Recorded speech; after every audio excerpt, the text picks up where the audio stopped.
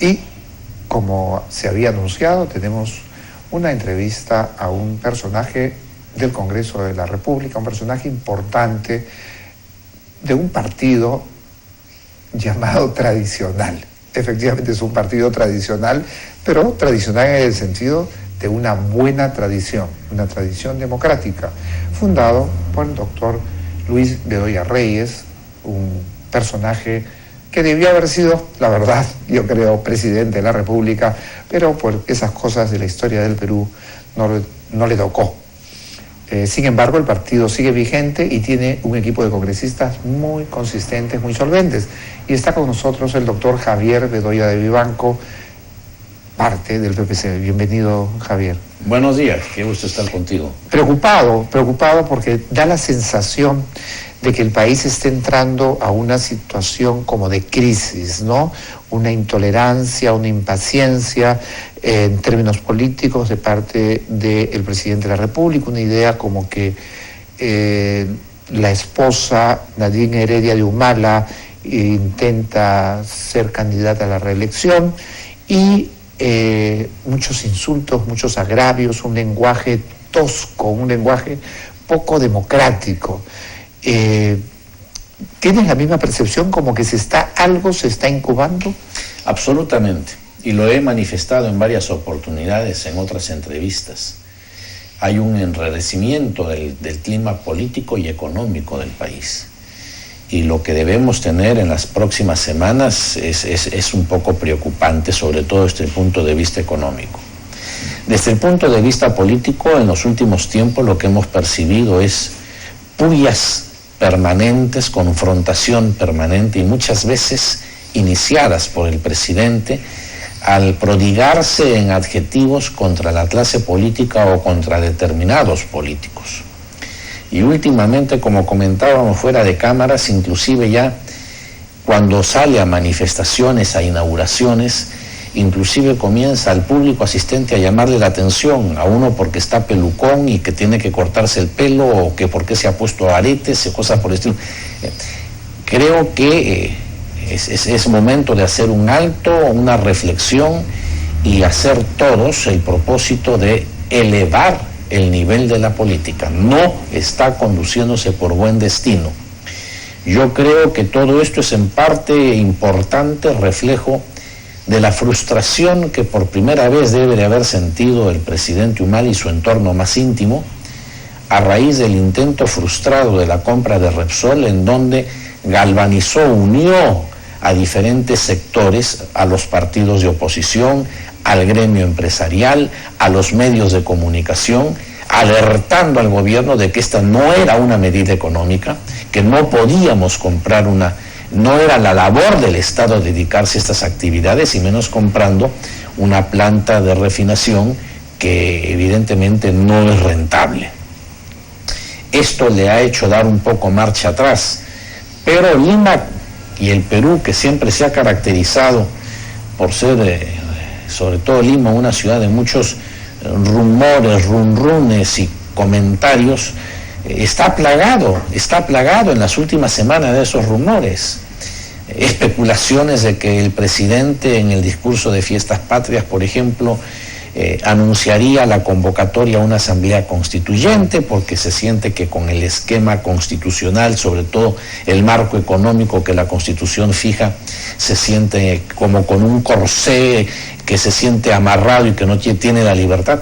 O sea, si da ese paso, además de ser evidentemente un golpe de Estado porque es inconstitucional, toda vez que la Constitución establece la forma como debe de modificarse la Constitución y no está previsto una asamblea constituyente, indicaría entonces que está volviendo a los mismos senderos por los que han transitado países que pertenecen al grupo del UNASUR y del ALBA.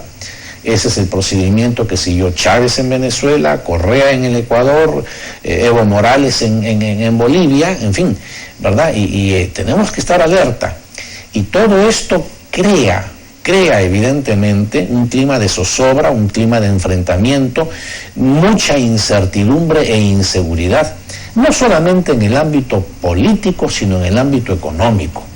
Y en el momento en que se enrarece en el ámbito económico la situación internacional y rebota acá. Los titulares de los periódicos hoy en día lo evidencian, ¿verdad? La bolsa ha caído, el dólar se dispara.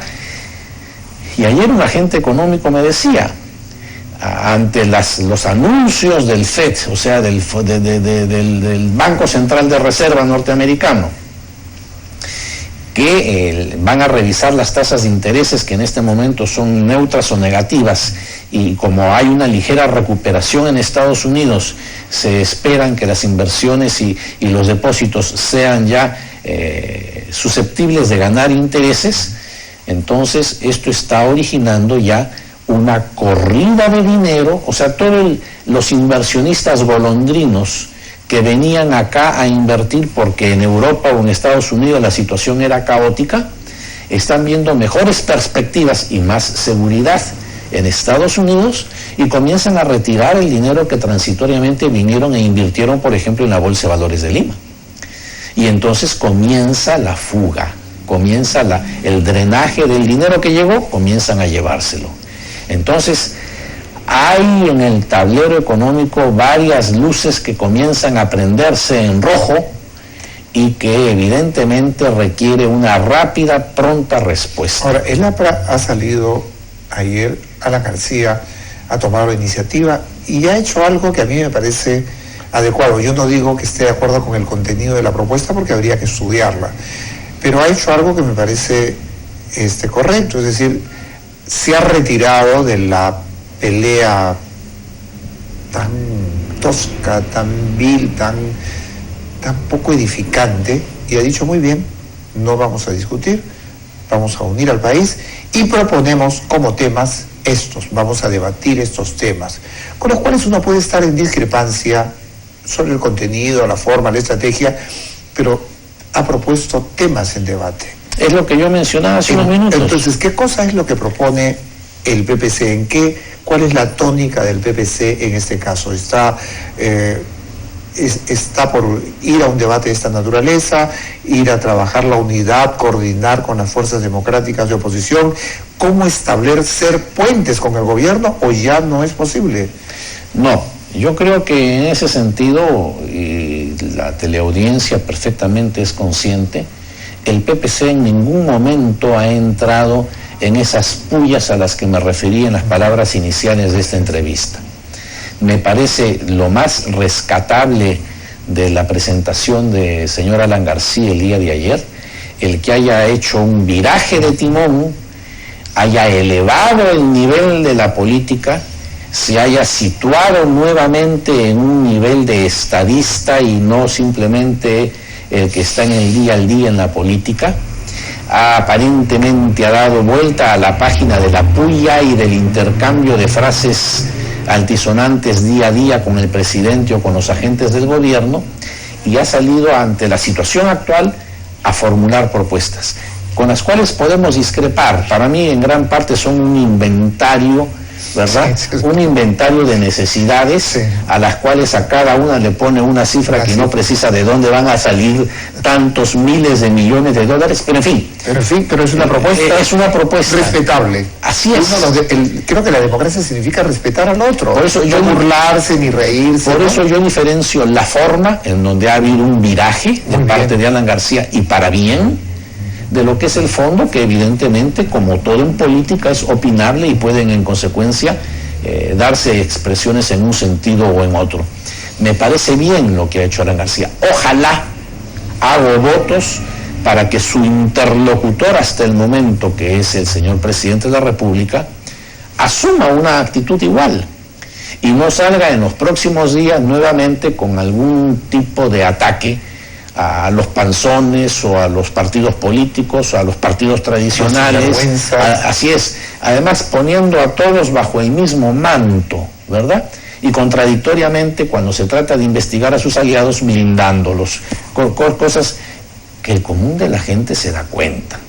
Ahora, pero el PPC, frente a esta situación, ¿cómo se ubica? O sea, además de las palabras, de esta observación crítica correcta de que hay que elevar el nivel del debate, ¿qué hacer? Porque si esta intolerancia continúa, si esta desconfianza de los agentes económicos, si los emprendedores, desde pequeños y medianos y grandes, bajan sus expectativas, la economía empieza a decaer y entramos, si no a no crecer 6%, podríamos crecer 5% y empezamos una etapa de caída, con lo cual el largo ciclo de crecimiento de la economía se detiene. Y eso tendría consecuencias terribles para toda una generación. Entonces, ¿qué hacer? O sea, ¿cuál es el camino a seguir? El PPC es un partido que a lo largo de sus 46 años ha demostrado y evidenciado, y algunos lo decían como un tono de crítica, ustedes son muy predecibles. Sí, pues, porque hemos tenido siempre una sola línea política, una sola línea y forma de conducta. Y siempre hemos antepuesto los intereses del país a los intereses partidarios o personales. Nosotros siempre hemos puesto el hombro para apuntalar al país y sacarlo adelante. Siempre hemos estado dispuestos al diálogo, no a la componenda, no al doy para que des, no para ver qué me ofreces en reciprocidad. Nuestra historia y nuestro recorrido político en eso es muy transparente a lo largo de 4 décadas y media. En consecuencia, la pregunta que me formulas es muy fácil de responder, toda vez que nosotros, inclusive muchas veces calladamente, en el seno del Parlamento, somos los que sacamos las castañas del fuego al propio gobierno. La semana antepasada, hace 2 semanas, yo formo parte de la Comisión de Energía y Minas del Congreso, y se debatía un proyecto de ley para volver a modificar todo el sistema tributario en las compañías mineras.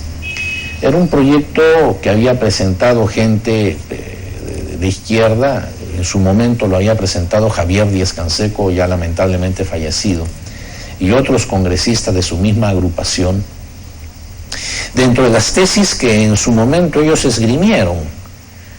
Y para sorpresa mía y de los que estábamos en el seno de la comisión, los representantes de la bancada de gobierno guardaron silencio y no defendieron las tesis del gobierno ni las reformas que en esta materia el gobierno hizo hace 2 años.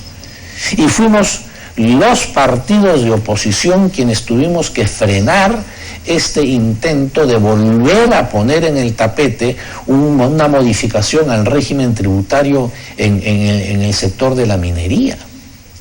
Y tanto así que al final de la sesión me acerqué al presidente de la bancada, que es miembro, señor Gamarra, que es miembro de la bancada de gobierno, y le manifesté: la próxima vez coordina mejor con tu gente y con tu bancada, porque no es posible que nosotros tengamos que salir en defensa de las reformas que el gobierno ha hecho frente al silencio de tu gente, que inclusive se abstuvo de votar.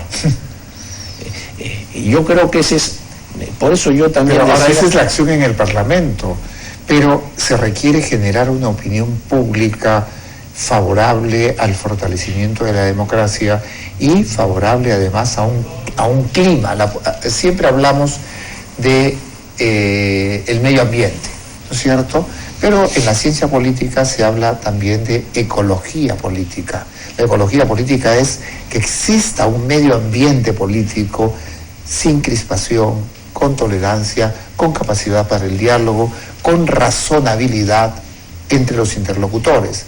¿Cómo construir eso ahora? Es decir, ya Alan García dio un paso. El PPC, ¿qué pasos va a dar? ¿Va a actuar en el Parlamento? ¿Propone una convocatoria al acuerdo nacional? ¿En qué foros se puede fortalecer esta tendencia si existiera esta idea de convocar a un Congreso Constituyente el 28 de julio?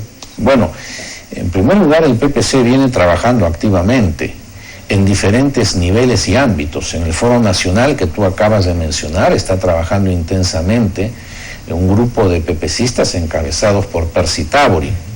En el Parlamento siempre hemos mantenido abiertas las puertas para el diálogo, apoyar lo que es bueno y consideramos pertinente para el país, pero sin abdicar de nuestra función de fiscalización.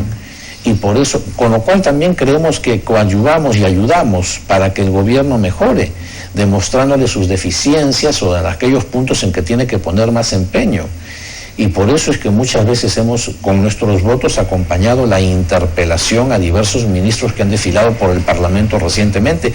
Y tú habrás visto que no es con la intención de tumbarse a los ministros, porque a nadie se le ha presentado hasta el momento una moción de censura, ni ha sido censurado, ¿verdad? Pero sí una labor de fiscalización y que se lleven las riendas cortas en cuanto al control que compete ejercer al Parlamento. Igual en los diálogos, cuando el presidente ha convocado, el partido a través de sus dirigentes han asistido recientemente frente a un hecho que evidentemente convoca y une a todos los peruanos, que es frente al próximo fallo de La Haya. Hemos estado presentes con nuestros más destacados dirigentes también. Entonces, el PPC siempre está alerta, y siempre está alerta no solamente para defender, como hicimos, por ejemplo, el régimen económico que la Constitución consagra, y que fuimos realmente quienes rompimos fuego frente al proyecto de la compra de Repsol, como también somos estamos presentes cuando se nos convoca para dialogar, intercambiar opiniones, aportar, y también para fiscalizar y ser severos en la crítica cuando ésta se necesita. Ahora, ¿ha habido una cierta incoherencia en el PPC, por ejemplo, con lo que se refiere a la alcaldesa de Lima? Han pasado, ustedes votaron por el no, a la revocatoria de Susana Villarán, ha pasado la revocatoria y la aprobación de Susana Villarán sigue en caída, no hay nada nuevo bajo el sol en Lima, o sea, todo sigue igual. Nosotros tenemos informes todos los días tenemos periodistas destacados en Lima Centro, Lima Norte, Lima Sur, Lima Este, y las calles están sucias, los ambulantes vuelven al centro de Lima, no hay un cambio, hay una suerte de más de lo mismo. ¿No creen ustedes que se equivocaron? Primero, yo no creo que haya habido incoherencia en la actitud del PPC. Tú sabes perfectamente que yo fui partidario por el sí a la revocatoria, en tanto mi partido no había tomado una decisión. Una vez que el partido decidió apoyar a la señora Susana Villarán y promover el voto por el no, yo guardé sepulcral silencio disciplinadamente para no contradecir la línea que ya oficialmente mi partido había tomado. Y por eso es que me mantuve al margen de esa campaña. Acaté lo que el partido había decidido. Recientemente escuchaba en unas declaraciones de Lourdes Flores coincidir con la apreciación que tú has tenido, en el sentido que terminado el proceso de revocatoria parece que pasó el miedo, el susto, y las cosas han vuelto a la misma situación anterior. Y en consecuencia hay una calma chicha, no se ve el impulso necesario. Una mediocridad así es, terrible. O sea, y eso es preocupante, porque evidencia, como creí en su momento, que tanto Susana Villarán como el equipo que la acompañaba no eran las personas más idóneas para poder dirigir Lima. Ahora que en virtud de la revocatoria todo su equipo de regidores fueron mandados a su casa y entraron los que habían ingresado a la lista como relleno para completar el número, pero que nunca se pensó que iban a llegar a ser regidores, la situación es más delicada. Hemos, ante ese vacío, ofrecido el apoyo de nuestros regidores. ¿Y cuál ha sido la respuesta? Y sin embargo, no vemos cambio, no vemos que se concrete en nada. Y esto también ha originado que nuestros regidores en la Municipalidad de Lima tampoco abdiquen de su función fiscalizadora y estén en esa labor frente a la alcaldía. Yo creo que me parece oportuno darle una cordial llamada de atención a la alcaldesa para que repare en estas situaciones y vea cómo da un giro en el timón. Se está pensando en que ya está hablando en una candidatura a la reelección, que probablemente aspire a ser la candidata a la presidencia de las agrupaciones de izquierda. Primero que cumpla con lo que tiene entre manos antes de estar pensando en dar el próximo paso.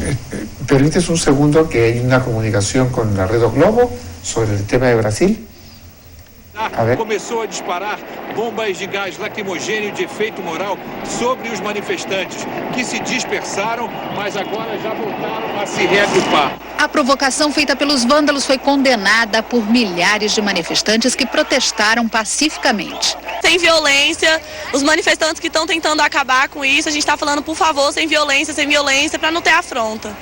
As ações violentas só aumentaram. O Palácio do Itamaraty, sede do Ministério das Relações Exteriores, virou alvo. Os baderneiros entraram no espelho d'água, escalaram a escultura O Meteoro, de Bruno Jorge, e ocuparam as passarelas de acesso ao palácio.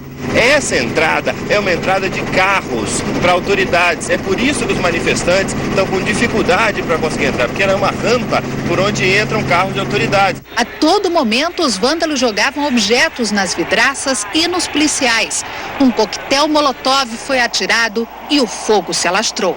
Os policiais que apagaram o incêndio foram agredidos. Um grupo conseguiu entrar pela porta lateral. A PM começou a usar bombas de gás lacrimogêneo e spray de pimenta. Nós estamos, por exemplo, no 7º andar de um prédio aqui da Esplanada e daqui de cima dá para sentir irritação na garganta e nos olhos. Pelo menos 25 vidraças do Itamaraty foram quebradas. O ministro das Relações Exteriores condenou os atos violentos. Pessoalmente, tinha defendido o direito dos manifestantes, pacificamente veicularem suas reivindicações no espírito democrático e continuarei a fazê-lo. Agora, a partir do momento em que a violência é utilizada desta forma gratuita, eu acho que uma mensagem de repúdio muito firme tem que ser transmitida. Na Esplanada, os vândalos também picharam prédios, quebraram pontos de ônibus, arrancaram bandeiras, placas de sinalização e lixeiras. Tendas foram queimadas. A essa altura, os manifestantes que não queriam saber de confusão já estavam longe dali, em outro ponto da cidade. Pois é, né? Como a gente... Y la pregunta es, pasemos del tema de Lima, ¿cómo racionalmente se entiende o se puede entender que mientras el chavismo y los proyectos populistas están en crisis, porque el chavismo está en una crisis terminal, el régimen castrista que está 53 años en el poder está en una crisis también terminal y está en los últimos años o si no meses de repente? En Argentina hay una situación parecida, de repudio. ¿Cómo a alguien se le puede pasar por la cabeza en el gobierno que se puede repetir una experiencia que a todas luces fracasa en América Latina? ¿Qué cosa puede pasar? ¿Qué grupo hay? ¿Quiénes están detrás del presidente Humala que le hablan? ¿O es él mismo que cree que esto puede funcionar en el Perú? Bueno, es que si recordamos las primeras declaraciones del presidente Humala cuando recién incursiona en política, él no dejaba de alabar al general Velasco Alvarado y que para él era el prototipo y el prohombre al cual debía seguirse, que es un poco la misma línea. Lo que estamos viviendo primero en Europa, que ahora se está trasladando a América Latina, es consecuencia ¿de qué? De los gobiernos benefactores, normalmente conducidos por los socialistas, que en gran parte son los ex marxistas reciclados y que son los que gobernaron en España, y la crisis española es heredada por este gobierno y no es creada por este gobierno. Portugal, Grecia, exactamente igual. En América Latina, a pesar de los millones que tiene Venezuela con el petróleo, vemos que cosas elementales como pasta de dientes y papel higiénico ya no hay en el mercado, hay desocupación y un 60% vive del Estado, o sea, vive de las cuotas que el Estado les da, los montos que el Estado regala y reparte. El mismo carnaval es el que se ha estado viviendo durante muchos años en Argentina y tarde o temprano la factura se tiene que pagar. El Perú ya eso creo que lo aprendió. Después del gobierno militar y el primer gobierno de Alan García, tuvimos que pagar la factura. Hay países que cíclicamente retornan a esto. Pero nosotros no estamos dispuestos a volver a eso. Ah, no. Tenemos que ser muy severos. y tenemos que frenar severamente los intentos populistas que quieren llevarnos por ese despeñadero. Que es crecimiento económico y el excedente a repartir. Eso no genera ciudadanía, sino genera gente que estire la mano, gente dependiente. Así es, porque la solución del problema y de la pobreza no pasa por el reparto que el Estado hace del bono tal o del apoyo cual, que nos lleva a casos dramáticos. Son situaciones temporales, transitorias, que el Estado utiliza mientras se crean las condiciones que permitan la generación de trabajo. Esas condiciones tienen que ser legislación adecuada que atraiga la inversión, nacional como extranjera, reglas claras, confianza en el inversionista para que traiga dinero, cree empresas, genere mano de obra, o sea, trabajo, cree riqueza que una vez que se ha creado se redistribuye a través del Estado con los impuestos que estas empresas pagan. En esa línea hemos estado y creo que así como fue la gran virtud de los chilenos, a pesar de que todas estas políticas económicas fueron implementadas por Pinochet, terminado su régimen, los gobiernos que han continuado en Chile han seguido la misma línea económica y Chile sigue en subida y en ascenso. Lo que nosotros hemos vivido desde el año 90 y han habido varios cambios de gobierno desde entonces, también se ha caracterizado por haber mantenido esa línea. Y por eso es que el Perú hoy está entre los países que mejor puede afrontar la crisis internacional. No digo que el coletazo de la crisis internacional no nos vaya a tocar, pero por lo menos estamos en mejores condiciones para afrontar esa situación. Si yo te preguntara, ¿cuál es la receta ahora, si fueras un médico, como político, qué es lo que hay que hacer ahora? O sea, como país. Punto número 1, y creo que eso tiene nombre propio, el presidente Humala tiene que dar las señas suficientes para que se retome la confianza. Confianza en el ámbito político frente a los rumores que hay, confianza en el ámbito económico para que haya inversión y el Perú siga creciendo. Si no se crea la confianza, que para mí es la piedra angular, vamos a ir dando tumbos con resultados impredecibles. Y esa es una labor que compete exclusivamente al presidente, dejando clara y explícitamente de lado políticas populistas como las que hace unos meses tuvo con el interés de Repsol, aclarando la situación de su señora esposa respecto de la candidatura de aquí a 3 años. O sea, hay mensajes que el presidente tiene que dar y tiene que dar ya. Ni siquiera podemos esperar el discurso de fiestas patrias, que falta un mes todavía para ello. Hay que crear confianza, porque ya estamos viendo, y lo dije hace unos minutos al responder una pregunta anterior, como ya el dinero golondrino que vino en inversión se está retirando. Tenemos que hacer que venga ese dinero acá. El Estado, que es incapaz en sus diversos niveles, gobierno central, gobiernos regionales, gobiernos locales, de poder invertir adecuadamente, tiene que utilizar instrumentos que las leyes de los parlamentos actuales le han dado. Por ejemplo, las asociaciones con el sector privado, la inversión de obras con cargo a los impuestos que las empresas pagan, las asociaciones públicas privadas con el sector privado, las concesiones para realizar determinadas obras. El Estado no lo puede hacer todo. Hemos dado leyes facilitando las cosas. Por ejemplo, recientemente hemos dado una ley respecto de las expropiaciones para que obras fundamentales de infraestructura no sigan durmiendo el sueño de los justos y se pasen los años y no se puedan realizar, porque hay una serie de artimañas que se utilizan para impedir o dilatar las expropiaciones. O sea, hemos ido responsablemente en el Parlamento allanándole al gobierno muchos caminos, pero falta la decisión, falta el liderazgo. No nos perdamos en el día al día, en el dime que te diré.